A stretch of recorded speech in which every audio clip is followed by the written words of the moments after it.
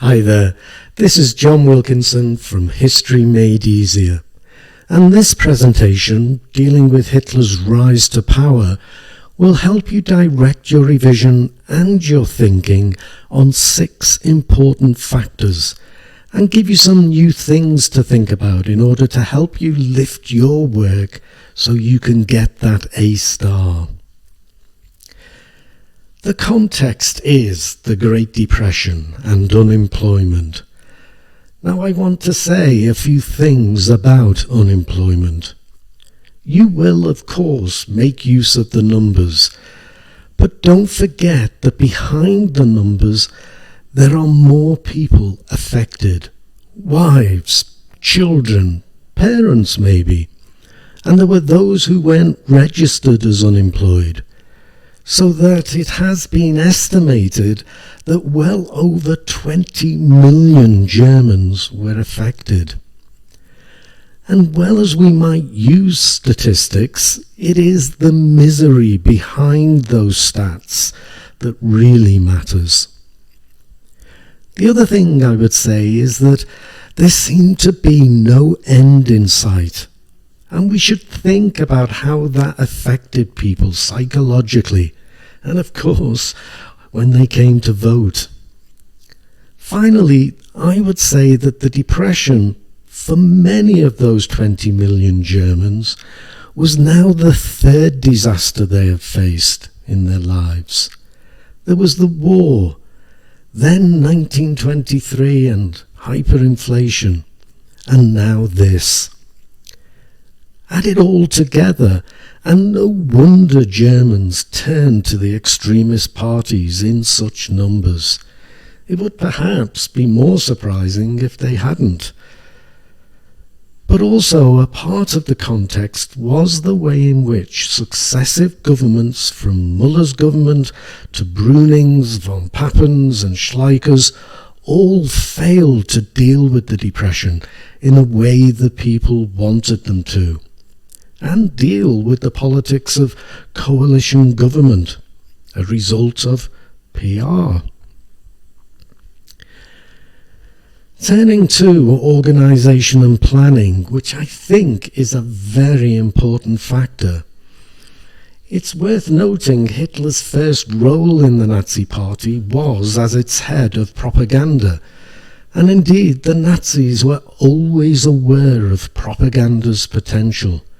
From posters to the swastika flag, to the Hearst Wessel song, to parades and rallies, to Hitler's use of an aeroplane, which had never been done before in the presidential campaign in 1932, Hitler's flight over Germany as it came to be known. The Nazis knew how to project themselves. Make this point, but don't get too carried away. Their use of radio and the cinema would really come once they were in power and had state funds at their disposal. But there was also the attention the Nazis gave to party organisation, so that they seemed to be the only organised and disciplined group in the country. I see them as the first modern political party. They had built a network of party officials across Germany. They published their own national newspaper and had 120 daily and weekly local newspapers by the early 1930s. And they had their own paramilitary wing, the SA. And they would carefully target different groups with policies that would attract them. Jobs for workers, credit for farmers, protect capitalism from communism for the middle classes, commitment to the family for women, as well as jobs for husbands. What's more, whenever they found a topic had been popular amongst a given group, they would focus on it. And if they had to change their policies to fit whatever concerned people, they would. The making of Adolf Hitler might not be the target of a question, but I think, again, it's important context. There are three things I would want to say about Hitler's early years that helped shape his character. The first is that he was Austrian. This is significant because Austria-Hungary had felt obliged to go to war in 1914 to protect its multinational empire. In doing so, it dragged Germany into the war too. How willingly is much debated. Added to this, in the years before the war, Hitler had spent some years struggling to make his way as an artist in Vienna, Austria-Hungary's capital. It so happened that Vienna had probably the most ethnically diverse population of any capital city in Europe at the time. These two things left Hitler with a loathing of foreigners, particularly Slavs and Jews, and it left him a fierce German nationalist, Austrians being German ethnically. The third thing I would point out is Hitler's war record. He had shown great bravery, and his genuine feeling of bitterness and loss when the armistice was signed. His war experience only served to further both his nationalist feelings for Germany and his hatred of non-Germans. And it was these experiences that attracted him to the German Workers' Party.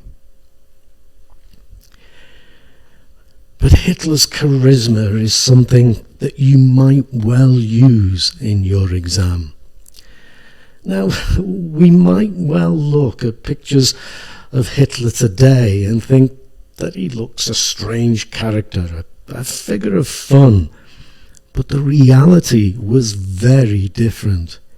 He was a charismatic speaker and learned how to manipulate the mood of an audience. People talked of being trapped by the gaze of his fierce blue eyes, by his passion and ferocity. He applied psychology. He developed the habit of arriving late to meetings so that the tension would build. He would then stand silent for several minutes. Not easy to do when you're facing an audience. And starting his speeches softly, he would then build up to a ferocious climax that left his audience ecstatic, wild with enthusiasm. It was dramatic. It was theatre. And that charisma struck those who worked closely with Hitler. It was a key factor in the whole principle of Führerprinzip. Literally, they followed him into the abyss. And I think Hitler's character, his charisma, comes out in Mein Kampf. Even though those who have read it, and I haven't, say it's an awful book, poorly written.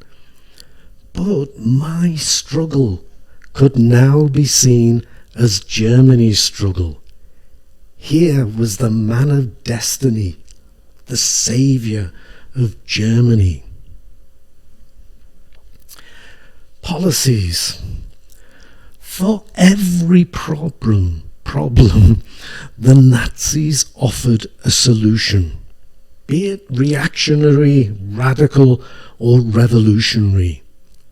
Weimar provided weak government and indecisive leadership. The Nazis had Hitler, who would provide strong, decisive leadership.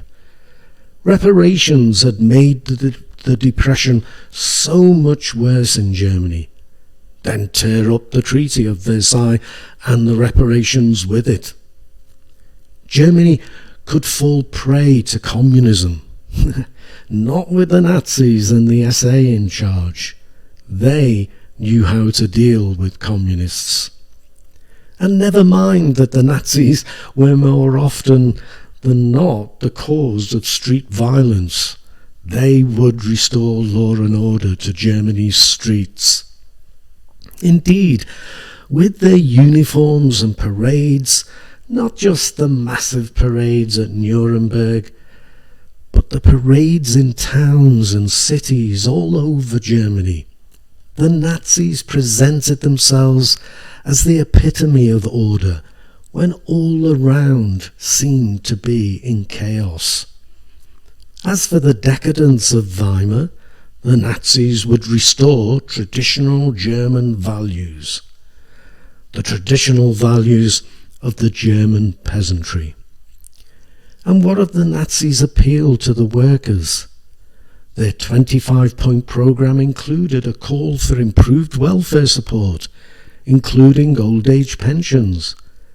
And as for unemployment, the Nazis' answer lay, as actually did Roosevelt's in America, in public works, road building and the like, but also in rearmament and increasing the size of the army. Again, tear up the Treaty of Versailles. In the meantime, the Nazis were already providing immediate help from the suffering, with shelters for the homeless and soup kitchens for the unemployed and their families.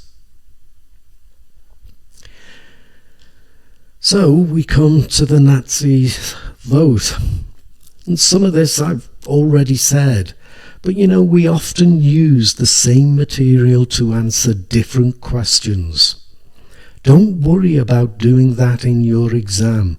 Each question is marked in its own right, and if it's appropriate to use similar material, though of course for a different purpose, so be it. But for questions on those who supported the Nazis, you need to be aware of the different groups and their reasons. The small peasant farmers were amongst the first to turn to the Nazis, as they saw their farms and their livelihoods endangered. Businesses, large and small, were concerned about communism, and this would spread from owners to their employees, or many of their employees. Farmers of all types and businesses were attracted by the party's promise to defend their farms and protect private property. But the working class at last turned to the Nazi Party, and in large numbers. Even more so the middle class, white-collar workers, government employees, and the self-employed. Strong, decisive leadership was an attraction to all classes. But clearly, the working class and some of those in the middle classes were concerned about jobs.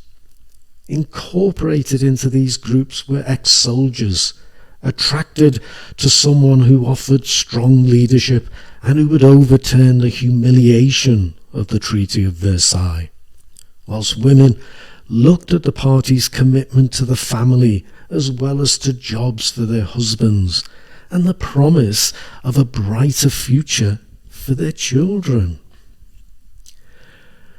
But a final thing to say about the Nazi vote. The point that the Nazis never won a majority of the votes really is, I think, a misleading argument. No party in a PR system ever wins anything like a majority vote. But the Nazis were clearly the biggest party, and so had, by far, the largest vote. And at this point, I'm going to stop. I think it's enough for now. I'll pick this up by looking at the way in which Hitler was helped to power before moving in to quickly consolidate his hold on power in a separate presentation. So I'll, for now, thank you for listening. And as I don't think I mentioned it on the previous presentation, let me remind you that my website is there to help you too. So do check it out. But for now, as always, I do thank you for listening. Cheers.